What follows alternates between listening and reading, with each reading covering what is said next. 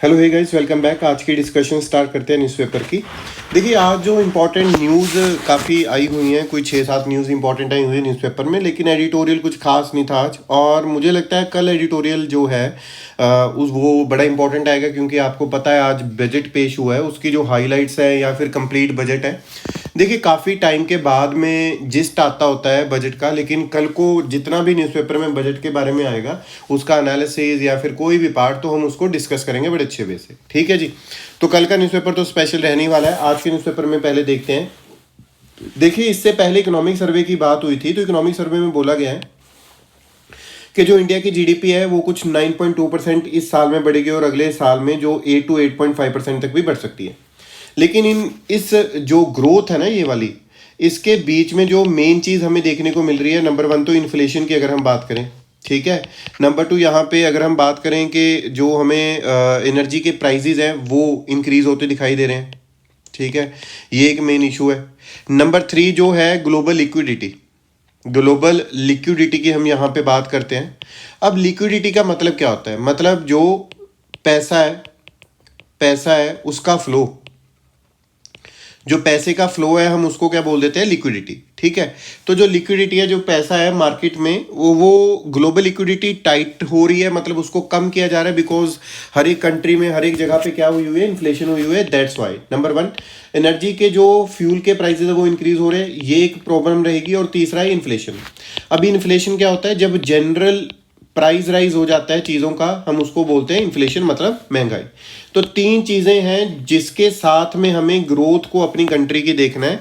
लेकिन इसको हमने क्या करना है कि ये देखिएगा प्रेडिक्टेड ग्रोथ, परसिस्टेंट इन्फ्लेशन और प्राइजी फ्यूल।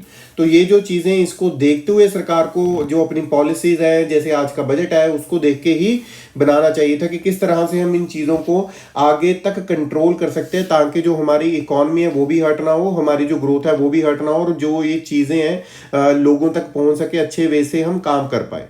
ठीक है। और यहाँ पे देखिए, economic survey will be discuss separately. इसको अलग से जो भी इसका जिस्ट आएगा, जितना भी होएगा, चाहे वो 30 पेज का, 50 पेज का, फिर उसको डिस्कस करेंगे। ठीक है। लेकिन फिलहाल की घड़ी जो इकोनॉमिक सर्वे में छोटी छोटी चीजें आएंगी, हम उसको डिस्कस करते लेंगे। लेकिन कल वाला जो न्यूज़पेपर है उसमें बजट आएगा, प्रॉपर तरीके से उसको डिस्कस करेंगे। तो नंबर 1 तो न्यूज ये है। नंबर 2 न्यूज ये है कि जो सुप्रीम कोर्ट है उसने लिस्ट किया है प्ली गुरुग्राम नमाज इशू।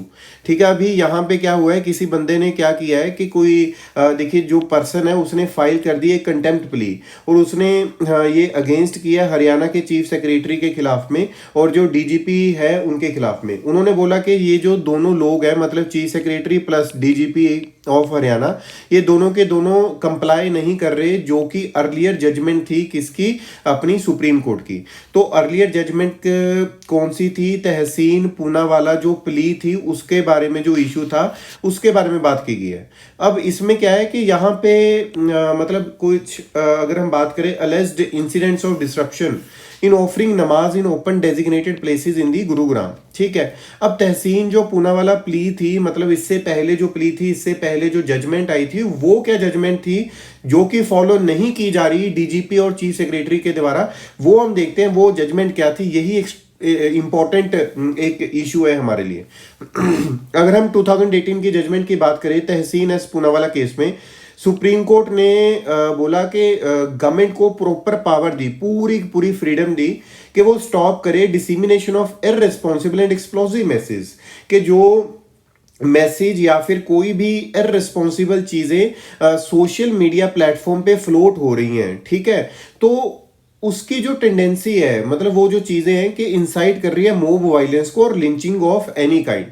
तो ये जो तहसीन पूनावाला प्ली है, उसमें यही बोला गया था, सुप्रीम कोर्ट ने पावर दी थी गवर्नमेंट को कि अगर कोई बंदा किसी भी धर्म के खिलाफ में या फिर किसी ग्रुप के खिलाफ में कोई ऐसे मैसेज भेज रहा है, तो आपको पूरी पावर है जी, आप उसको कर्ब करो। लेकिन यहाँ पे क्या देखा जा रहा है कि जो नमाज वाला इशू है उसको पूरा होता हमें दिखाई नहीं दे रहा, तो मैसेज वगैरह कर देते हैं, तो उनको आके रोक दिया जाता है, रुकवा दी जाती है। क्लियर बात। तो नंबर 2 तो ये न्यूज़ आपने याद रखनी, और तहसीन पूना वाला जो केस है, ये जो इसके बारे में आप याद रखोगे कि इसमें गवर्नमेंट को फ्रीडम दी रखी है, पूरी प्रॉपर फुल फ्रीडम दी हुई है कि जो इंसाइट करेगा मोब वायलेंस इस तरह के मैसेज को वो कर्ब कर सकते हैं। ठीक है जी। तो आज की जो दूसरी न्यूज़ थी ये थी। नंबर 3 न्यूज़, ये सिर्फ और सिर्फ आपने सिर्फ इतना याद रखना है इसमें कि जो मिनिस्ट्री है उसने एक मीडिया वन चैनल है उसका जो लाइसेंस है ब्रॉडकास्टिंग का उसको कैंसिल किया है।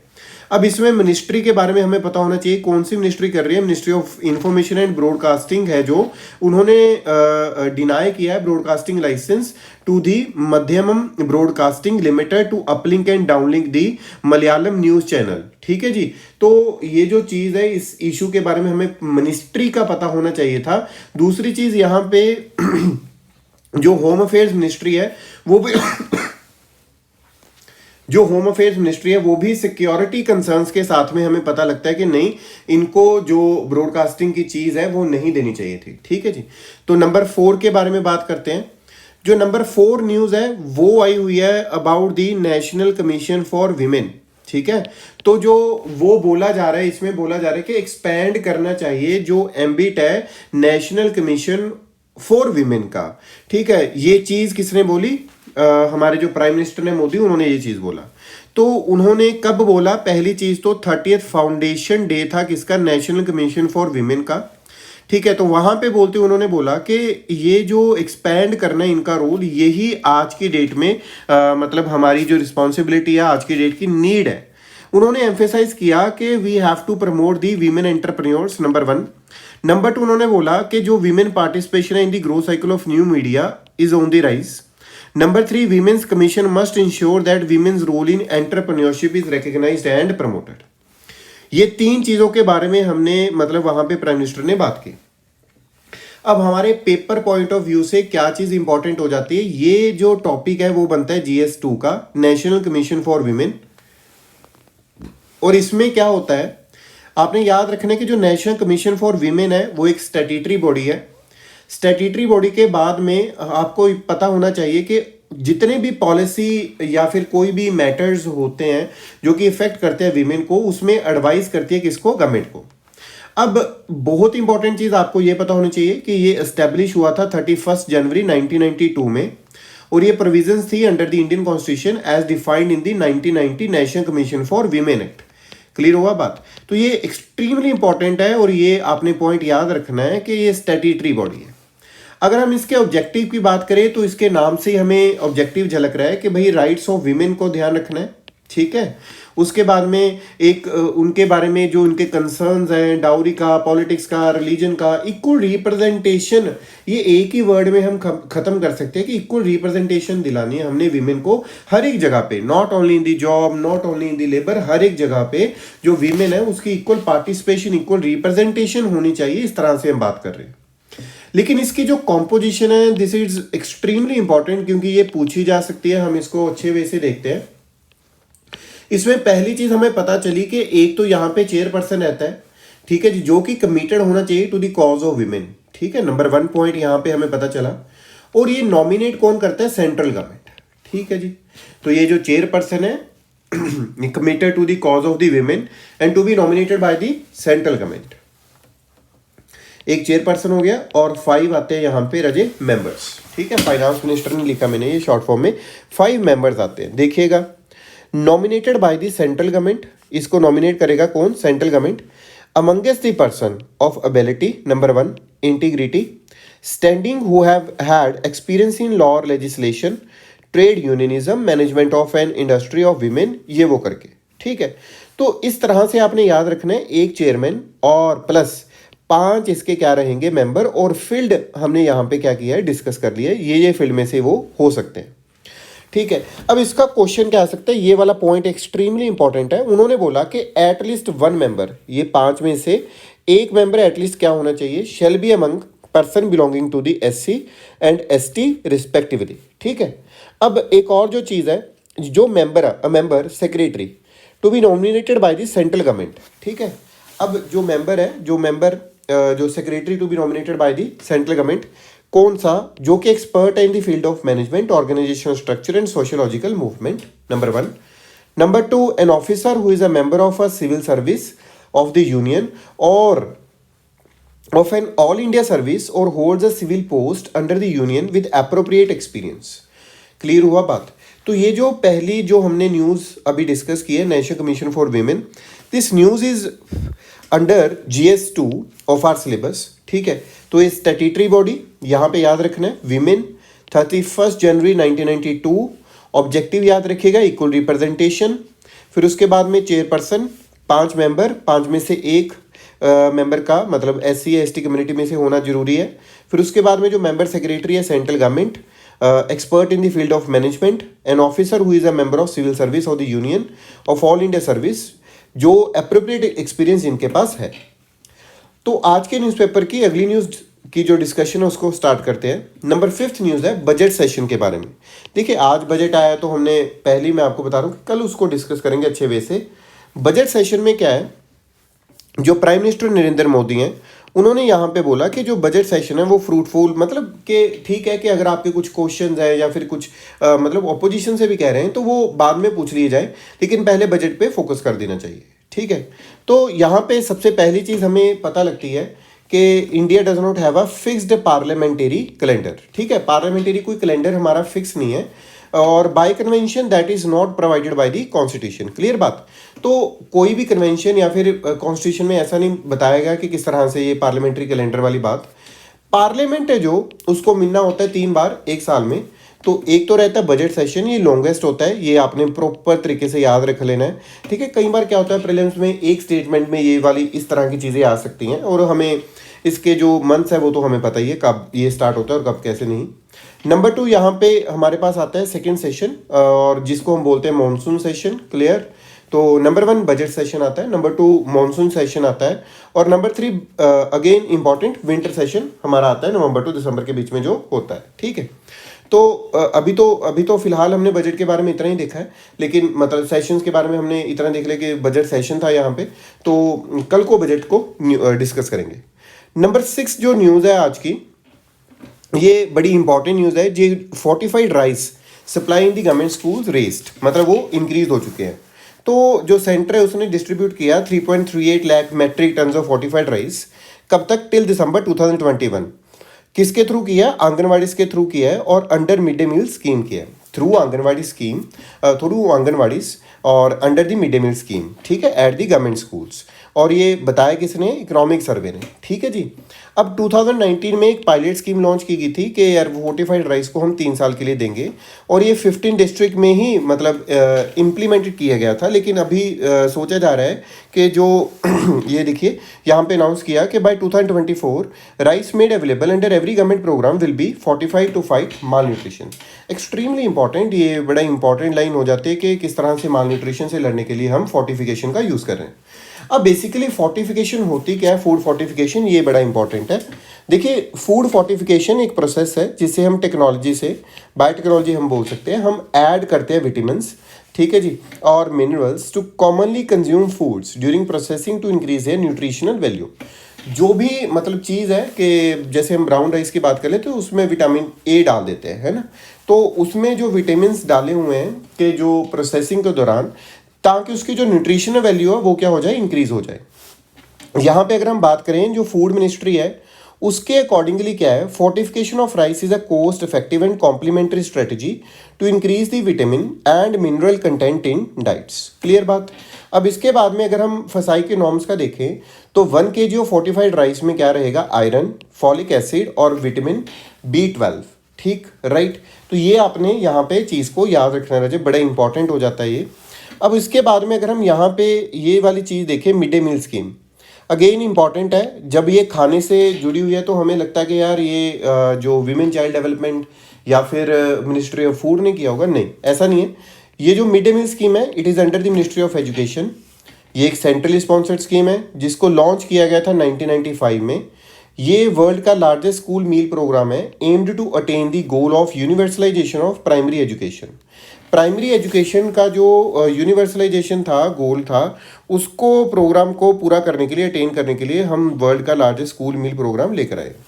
फिर उसके बाद में नंबर 3 यहाँ पे आता है, provides cooked meals to every child within the age group of 6 to 14 years. जो 1 से 8वीं क्लास की में पढ़ रहे हैं। 6 to 14 एज याद रखनी है आपने, और 1 to जो याद क्लास है 1 to 8। ठीक है जी। अब उसके बाद में Agmark quality items are procured, testing of meals by 2 or 3 adult members of the school management committee. इस तरह से ये काम चलता है। अब इसका ये जो स्टैंडर्ड है ये एक्सट्रीमली इंपॉर्टेंट है, एक बार पूछा भी जा चुका है इसके लिए जो क्वेश्चन है। देखिएगा जो 1st से 5th क्लास के बच्चे हैं उनको 450 कैलोरीज और 12 ग्राम ऑफ प्रोटीन प्रोवाइड किया जाता है, और 6 से 8 क्लास वाले बच्चों को 700 कैलोरीज और 20 ग्राम प्रोटीन है जो वो प्रोवाइड किया जाता है। ठीक है जी। तो 6th न्यूज़ थी हमारी मिड डे मील के लिए और फोर्टिफिकेशन के लिए। आई होप आपको ये समझ में आ गया होगा बड़ी अच्छे वे से। आगे चलते हैं। 7th नंबर जो न्यूज़ है आज की हमारी, यहाँ पे ये जो क्वेश्चन है मैं आपको दोबारा बता रहा हूँ, आप गूगल भी करोगे आपको दिखेगा कि जो नेशनल फूड सिक्योरिटी एक्ट है 2013 का, इसके बारे में एक अच्छा प्रीलिम्स का क्वेश्चन आ चुका है, यूपीएससी पूछ चुका है, तो इसके बारे में हम देखते हैं। देखिएगा, ठीक है, देखिएगा ऑब्जेक्टिव क्या है इसका। नंबर 1 ऑब्जेक्टिव है to provide for food and nutrition security in the human life cycle approach by ensuring access to adequate quantities of quality food at affordable prices of people to live a life with dignity. Dignity से अपनी life को जीने के लिए, मतलब affordable prices पे quality of food जो सरकार है इनको देना चाह रही है, ये एक ऑब्जेक्टिव है नेशनल फूड सिक्योरिटी एक्ट 2013 का। नंबर 2 इसका जो मेन हमारा पॉइंट है बड़ा इंपॉर्टेंट, ये कवर करता है 75% ऑफ रूरल पॉपुलेशन और up to 50% of urban population. ठीक है, अंडर किसके? TPDS, targeted public distribution system. ठीक है। नंबर 3 हम बात करते हैं कि प्रायोरिटी जो हाउस होल्ड है उसको हम कवर करेंगे under TPDS according to the guidelines by the state government. ठीक, 75% रूरल पॉपुलेशन, 50% अर्बन पॉपुलेशन की हम इसमें टीपीडीएस में बात कर रहे हैं। जो हाउस होल्ड है एग्जिस्टिंग अंत्योदय अन्न योजना में हम उसको भी कवर करेंगे। इसमें हम प्रोवाइड करेंगे 5 kg ऑफ फूड ग्रेन्स पर person per month. Extremely important, इस चीज़ को आपने याद रखना है, पर पर्सन है और पर मंथ है। और ये जो प्राइस रहेगा इसका, राइस का रहेगा 3 रुपये किलो, वीट का 2 रुपये और कोर्स ग्रेन्स का 1 रुपीज़ पर केजी। इसमें एक और जो प्रोविज़न एक्सट्रीमली इंपॉर्टेंट आ जाती है, जो मील और मैटर्निटी बेनिफिट है of not less than ₹6,000 to pregnant women और लैक्टेटिंग मदर्स को during pregnancy and 6 months after the child birth हमने प्रोवाइड करना है। दोबारा देखते हैं, जो मील और मैटर्निटी बेनिफिट है ऑफ नॉट लेस देन 6,000, मतलब 6,000 का जो है फंडा के अप टू 6,000 ये लगा के चलो। ठीक है, ऑफ नॉट लेस देन 6,000, 6,000 से अगर आप ऊपर देना चाहते हो कि आप दे सकते हो, लेकिन 6,000 से कम नहीं देना, तो एटलीस्ट 6,000 तो आपको देना ही देना है प्रेग्नेंट वीमेन को और लैक्टेटिंग मदर्स को, और ड्यूरिंग प्रेगनेंसी, है ना, और 6 months किसको? After the child birth. और ये जो एग्जिस्टिंग अंत्योदय अन्न योजना है, household will continue to receive 35 kg of food grains per household per month. ठीक है जी, जो पहले से स्कीम में है AAY में, तो जो ये वाली स्कीम है उनको कितना मिलेगा? 35 kg ऑफ फूड ग्रेन पर हाउस होल्ड पर मंथ उनको मिलता रहेगा। क्लियर बात? तो ये 7th न्यूज़ थी जिसमें हमने डिस्कस किया नेशनल फूड सिक्योरिटी एक्ट को। अब आगे देखते हैं। आगे जो हमारी न्यूज़ है it is about the forest area gain, बहुत इंपॉर्टेंट है, इसको देखेंगे। देखिए, जो हमारी MOECC है उसने एक रिपोर्ट निकाली थी, India state of forest report 2021। इसको बाद में देखेंगे, पहले यहाँ पे देखते हैं। जो इकोनॉमिक सर्वे है उसने ये बताया है कि इंडिया ने अपना जो फॉरेस्ट एरिया है उसको पास्ट डेकेड में इंक्रीज़ किया है, और रैंक है हमारा 3rd globally in average annual net gain in the forest area. ठीक है जी, फ्रॉम दी 2010 एंड 2020। और ये बताया किसने? डिपार्टमेंट जो है अपना डिपार्टमेंट किसका? इकोनॉमिक अफेयर्स का। क्लियर बात? अभी इसमें और क्या चीज़ें हमें देखने को मिल रही हैं कि जो forest covered 24% of the India's geographical area accounting for 2% of the world's total forest area, ये हमें 2020 में पता लगा, डिपार्टमेंट ने बोला। जो टॉप 10 कंट्रीज है according for 66% of the world forest area, जैसे ब्राज़ील हो गया, पेरू हो गया, डेमोक्रेटिक रिपब्लिक ऑफ कोंगो हो गया, रशिया हो गया, ये टॉप 10 कंट्रीज में ये आती हैं। ठीक है जी, तो हमारा तीसरा रैंक इसमें है कि हमने जो फॉरेस्ट गेन किया उसमें 3rd रैंक आया। मैं MOEFCC की बात कर रहा हूँ यहाँ पे। तो MOEFCC ने एक रिपोर्ट निकाली जिसका नाम था India state of forest report 2021। इसमें हमें बताया गया 3 तरह की कैटेगरीज ऑफ फॉरेस्ट होते हैं। नंबर 1 होता है वेरी डेंस फॉरेस्ट, जिसकी जो कैनोपी डेंसिटी है वो रहती है 70% ओवर 70%। मॉडरेटली डेंस फॉरेस्ट रहता है और ओपन फॉरेस्ट रहता है। ठीक है जी, तो 3 तरह की जो कैटेगरीज है फॉरेस्ट की वो रहती हैं। नंबर 2 यहाँ पे हम बात करते हैं कि जो फॉर द फर्स्ट टाइम यहाँ पे लिख रखा है कि जो फॉरेस्ट कवर है जो टाइगर रिजर्व्स में, टाइगर कॉरिडोर्स में, गिर फॉरेस्ट में ये क्या हुआ है, मतलब जो कि हाउस है एशियाटिक लाइन का वहाँ पे इंक्रीज हुआ है।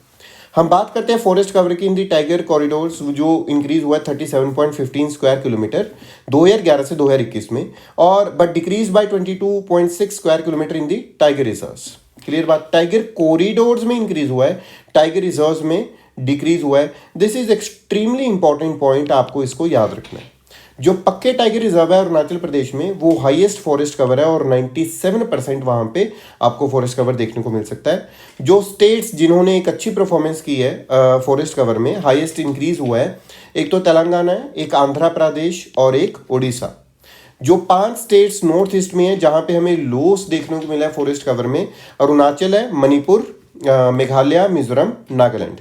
ठीक है, यहाँ पे आप साइड पे हम लिख सकते हैं कि नॉर्थ त्रिपुरा।